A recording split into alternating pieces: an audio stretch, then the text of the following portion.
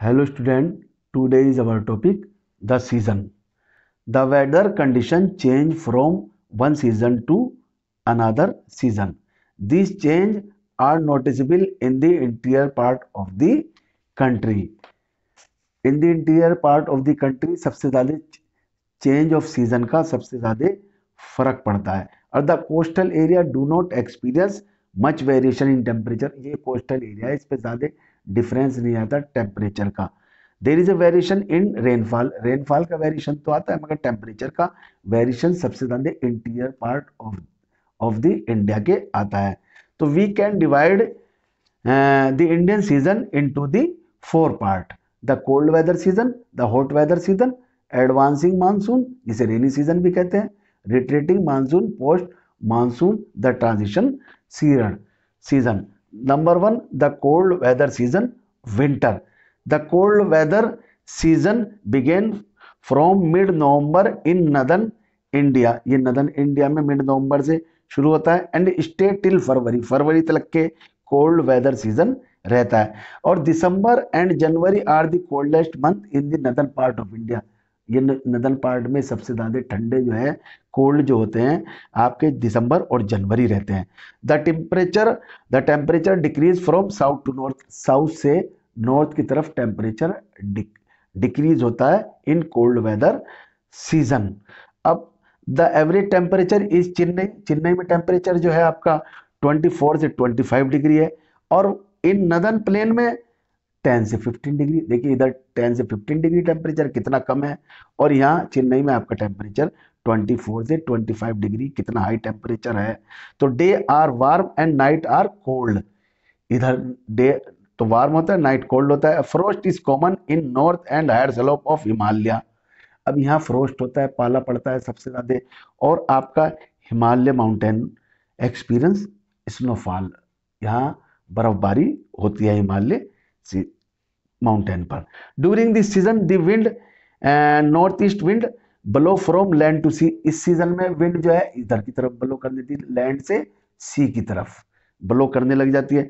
For most part of the country it is dry season, dry season होता है winter जो है। Some amount of rainfall अकर इन तमिलनाडु, ये Tamil Nadu state है, इस स्टेट में कुछ रेनफॉल पाई जाती है फ्रॉम लैंड टू सी जब विंड ब्लो करती है। तो कैसे? As they blow from sea to land. अब ये यहाँ से विंड ऐसे बहती है तो ये सी मिल जाता है रास्ते में, रास्ते में सी मिलने से पिकअप दी मॉइस्चर और देन स्ट्राइक हेयर, और due to the strike here तो चेन्नई और तमिलनाडु गेट रेनफॉल। और एक इंपॉर्टेंट फैक्टर ऑफ है इसका करेक्टरिस्टिक है द कोल्ड वेदर सीजन का, नदर्न प्लेस, यहाँ वेस्टर्न साइक्लोन से रेनफॉल होती है नॉर्थ वेस्टर्न इंडिया में। और आपका हिमालय में, हिमालय माउंटेन पर विंटर में स्नोफॉल पाई जाती है। तो over the winter rain over the plain and snowfall in the mountain area due to the western disturbance found into the Mediterranean sea. Mediterranean sea पाया जाता है, उसकी वजह से ही यह वेस्टर्न साइक्लोनिक डिस्टर्बेंस से रेनफॉल होती है और माउंटेन एरिया में आपके स्नोफॉल पाई जाती है। अब the total amount of winter rainfall locally knows, जो total amount of the rainfall जो विंटर में होती है उसको कहते हैं महावत। ये बहुत स्मॉल होती है, कम बारिश होती है सर्दी के अंदर। अब they are of immense importance for the cultivation of the rabi crop. Rabi crops के लिए ये रेनफॉल बहुत ही काम की होती है जो वेस्टर्न साइक्लोनिक डिस्टर्बेंस से आपके नॉर्थ इंडिया में और नॉर्थ वेस्ट इंडिया में होती है। और उसके बाद आता है the peninsular region does not have a cold season. अब ये पेनिनसुलर रीजन है, ये do not experience the cold weather season. Why? Because the moderating influence of the sea, ये सी का इन्फ्लुएंस होता है, सी के इन्फ्लुएंस की वजह से ये जो है peninsular region does not have a cold season, यहाँ कोल्ड सीजन नहीं होता। नॉर्थ इंडिया में कोल्ड सीजन सबसे ज्यादा पाया जाता है। उसके बाद आता है next hot weather season, summer. अब it is a hot weather season from March to May, मार्च से मई में हॉट वेदर सीजन होता है जिसको समर कहते हैं। In March the highest temperature is about 38 degree recorded on Deccan plateau, ये डिकन प्लेटू है। यहाँ जो है आपका समर में 38 डिग्री टेम्परेचर इस एरिया में रिकॉर्ड होता है।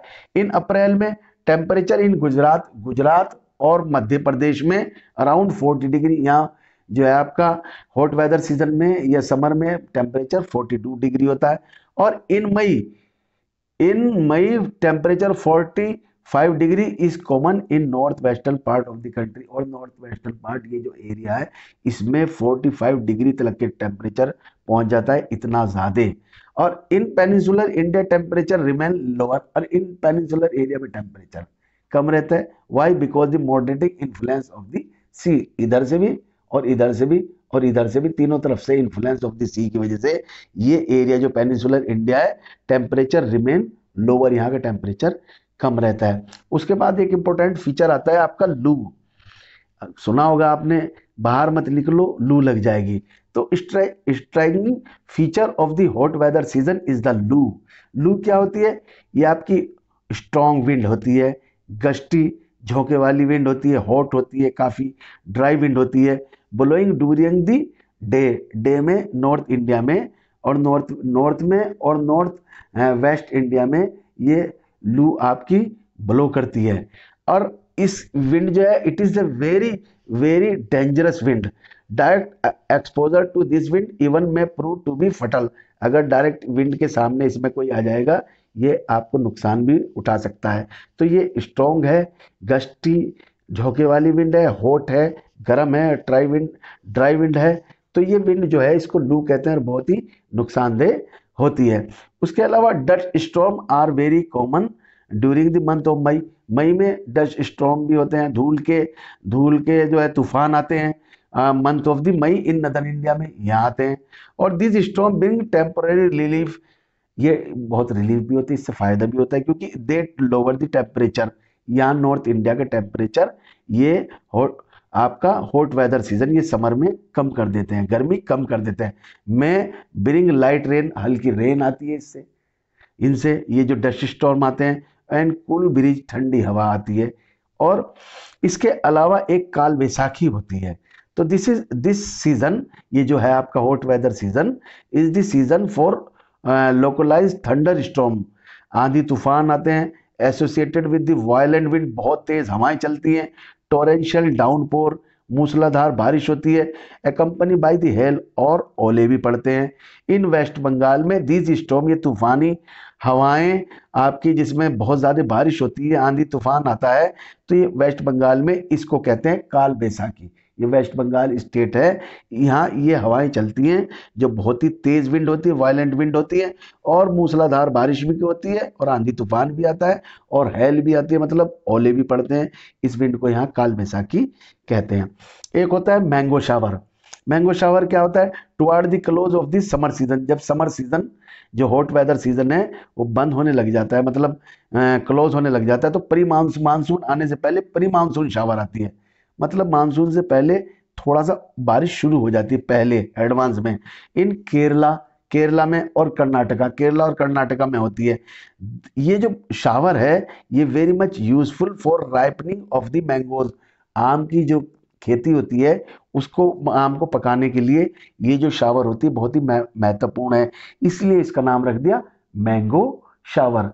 प्री मानसून शावर इस called the mango shower. Mango के लिए ये बहुत ही हेल्पफुल है, इसलिए इसका नाम रख दिया प्री मैंगो शावर। उसके बाद आता है आपका advancing monsoon, the rainy season. तो रेनी सीजन को आप ऐसे समझ सकते हैं, by the early June the low pressure condition over the northern plain intensify. यहाँ अर्ली जून में क्या हो जाता है? Low pressure condition over the northern plain तेज हो जाती है। It attract the south trade wind of the southern hemisphere. Southern, ये देखिए ये इक्वेटर है, इक्वेटर से ऊपर आपका नदर्न हेमिस्फीयर है और नीचे सदर्न हेमिस्फीयर है। अब ये जो है the condition over the northern plain, तो the trade wind of the southern hemisphere, trade wind जो होती है सदर्न हेमिस्फीयर, ये है साउथ ईस्ट ट्रेड विंड, ये साउथ ईस्ट ट्रेड विंड है। अब साउथ ईस्ट ट्रेड विंड को सदर्न हेमिस्फीयर की को जो है originate over the warm tropical area, इस एरिया में ये ओरिजिनेट होती है।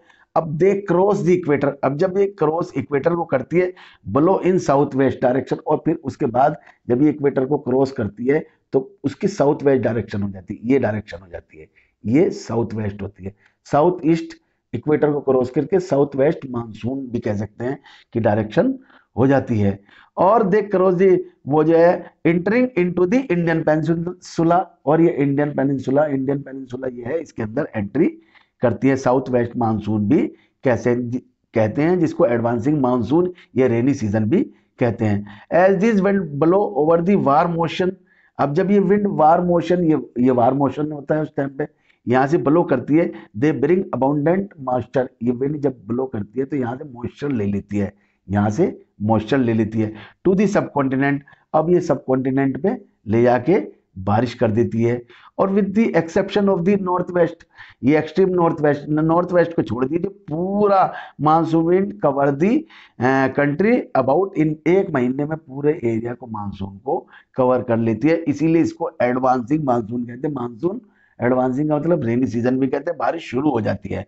और maximum rainfall is receive in north eastern part of the country, ये north eastern part of the country है, यहाँ सबसे ज्यादा रेनफॉल होती है। वर्ल्ड की सबसे हाईएस्ट रेनफॉल मौसिन राम जो आपका शिलोंग में पाया जाता है, और यही सबसे ज्यादा हाईएस्ट रेनफॉल वर्ल्ड की होती है।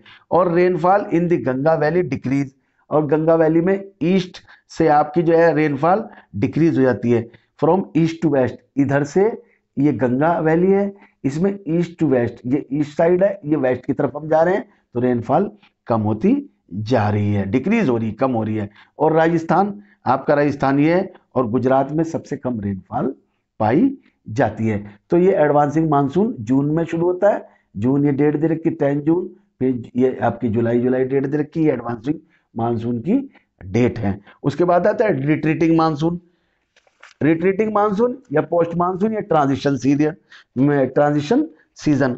अब ये क्या होता है, द साउथ वेस्ट मानसून, ये जो साउथ वेस्ट मानसून जो पहले बताया वो वीकन पड़ने लग जाता है, कमजोर होने लग जाता है, और start withdrawing gradually by the beginning of the October, ये अक्टूबर जो सितंबर में ही वापस होने लग जाते, देखिए सितंबर डेट कि सितंबर में यहाँ से वापस, अक्टूबर में यहाँ से वापस, और अक्टूबर नवंबर में यहाँ से वापस, और दिसंबर में यहाँ से वापस होने लग जाता है। तो by the beginning of the October the monsoon withdraw from the northern plain, अक्टूबर में नदर्न प्लेन से वापस हो जाता है, रिटर्न हो जाता है। रिट्रीटिंग मानसून, विड्रावल मानसून इसको भी कह सकते हैं।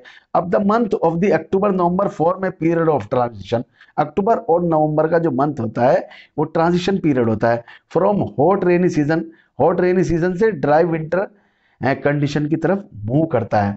और the retreat of the monsoon is mark, जब रिट्रीट मानसून को विड्रा होता है उसके बाद क्लियर स्काई हो जाता है, राइज टेम्परेचर होने लग जाता है, और डे टेम्परेचर और हाई होती है, नाइट कोल्ड होने लग जाती है, प्लीजेंट होने लग जाता है, मौसम अच्छा होने लग जाता है।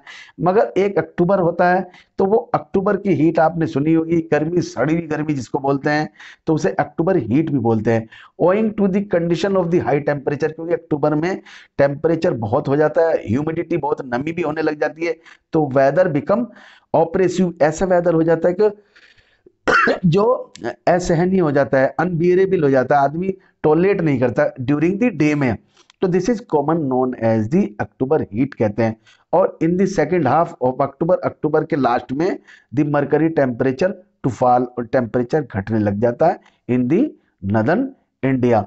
अब the lower pressure condition over the north western India, जो lower pressure condition north west India थे, यहाँ से ट्रांसफर होके ये पहुंच जाती है आपकी बे ऑफ बंगाल में पहुंच जाती है, बाय दी अर्ली नवंबर तक के यहाँ लो प्रेशर एरिया शिफ्ट हो जाता है। This shift is associated the occurrence of the cyclonic disturbance, और ये यहाँ साइक्लोनिक डिस्टर्बेंस शुरू हो जाते हैं, विच ओरिजिनेट ओवर द अंडमान सी, अंडमान निकोबार पाए जाते हैं, यहाँ से सी से ओरिजिनेट होती हैं। और this cyclone cross the eastern coast of India, ये ईस्टर्न कोस्ट को क्रॉस करते हैं, कॉज हैवी रेनफॉल और वाइड स्प्रेड रेन, यहाँ बारिश होने लग जाती है बहुत ज्यादा। This tropical cyclone are very destructive, ये बहुत नुकसान पहुंचाते हैं आपके। Sometime this cyclone arrive at the coast of Orissa में पहुंचते हैं, वेस्ट बंगाल में यहाँ पहुंचते हैं, बांग्लादेश में पहुंच जाते हैं। तो bulk of the rainfall of the Coromandel coast, ये कोरोमंडल कोस्ट है, it drive from the depression and cyclone, तो दैट इज द वेरी ये डिस्ट्रक्टिव